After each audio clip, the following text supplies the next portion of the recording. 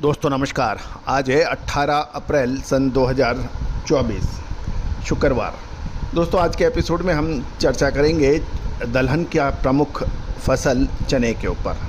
गौरतलब है कि चने ने पिछले निचले स्तर से लगभग 500 रुपये से अधिक की तेज़ी बाज़ारों में दर्ज हुई है।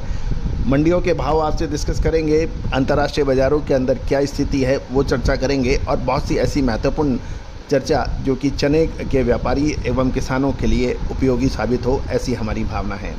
आपसे एक विनम्र अनुरोध, यदि आप हमारे चैनल पर नए हैं, पहली बार आए हैं और अभी तक सब्सक्राइब नहीं किया है, यदि शो पसंद आए तो सब्सक्राइब अवश्य कीजिएगा। साथ साथ दलहन, तिलहन, मसाला, कपास एवं दूसरी कमोडिटीज़ की रिसर्च रिपोर्ट के लिए भी आप संपर्क कर सकते हैं, जो कि मामूली सहयोग राशि अदा करने पर उपलब्ध हो सकती है। दोस्तों आप हमारा डिस्क्लेमर्स भी बहुत ध्यान से पढ़ें। ये सभी जानकारियाँ आपको महज शैक्षणिक और रिसर्च पर्पज़ के लिए दी जा रही है। किसी भी प्रकार का व्यापारिक निर्णय लेने से पहले आप स्वयं का विवेक और अपने वित्तीय सलाहकार से अवश्य जानकारी कर लें। दोस्तों जानिए पूरी रिपोर्ट विस्तार से। दोस्तों निचले स्तर से चने के भावों में शानदार तेज़ी दर्ज हुई है। गौरतलब है कि इस साल चने की फसल की बिजाई कम होने की वजह से पैदावार कम होने की उम्मीद लगाई जा रही है। साथ साथ महाराष्ट्र में कि चने की फसल अगस्त महीने में ऐतिहासिक सूखा की वजह से चने की फसल प्रभावित होने के भी समाचार मिले हैं। गौरतलब है कि नाफेड भी पिछले साल जो 24 लाख टन चने की खरीदारी की थी, इस नाफेड ने इस बार चने की इतनी खरीदारी होना मुश्किल नज़र आ रहा है। दूसरी ओर एमएसपी के ऊपर चने की खरीदारी पे किसान चना शायद ना बेचे। इसको देखते हुए सरकार ने बाज़ार भाव पर चने की खरीदारी शुरू की है और कुछ स्थानों पर चने की खरीदारी भी शुरू हो चुकी है। इसका भी अपडेट हम समय पर आपको देते रहेंगे। दूसरी ओर इस बार किसानों की इस समय चने पर पकड़ अच्छी है और किसान अभी केवल गेहूं ही मंडी में ला रहे हैं। मई के महीने में जब गर्मी पड़ेगी, बाज़ार में खपत थोड़ी कम होगी, उस समय इसकी आवक बढ़ने की समाचार मिल सकते हैं। दूसरी ओर मटर का आयात लगातार बढ़ रहा है और अब तक लगभग 15 लाख टन मटर का आयात हो चुका है।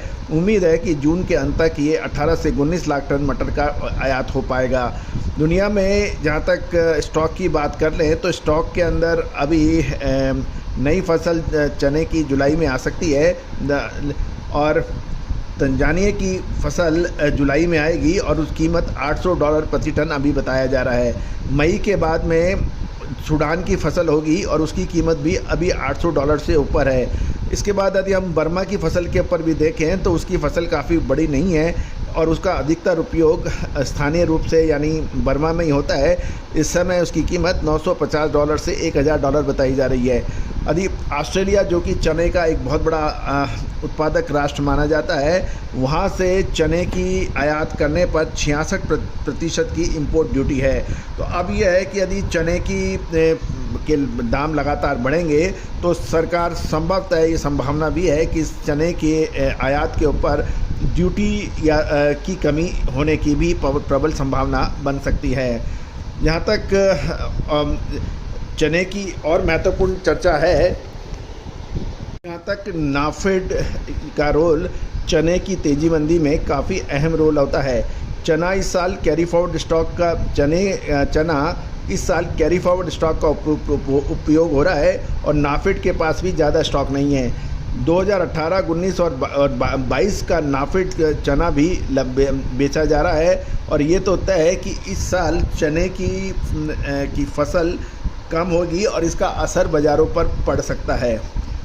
और सरकारी खरीद भी, जैसे हम आपको बता रहे हैं कि इसकी भी प्रबल संभावना यह है कि कम होगी, क्योंकि पिछले साल 24 लाख टन जो चना खरीदा गया था, इस साल शायद 24 लाख से कम काफ़ी हो सकता है, जिसका अपडेट हम लगातार कर सकते हैं। जहाँ तक गुजरात की हम बात कर रहे हैं तो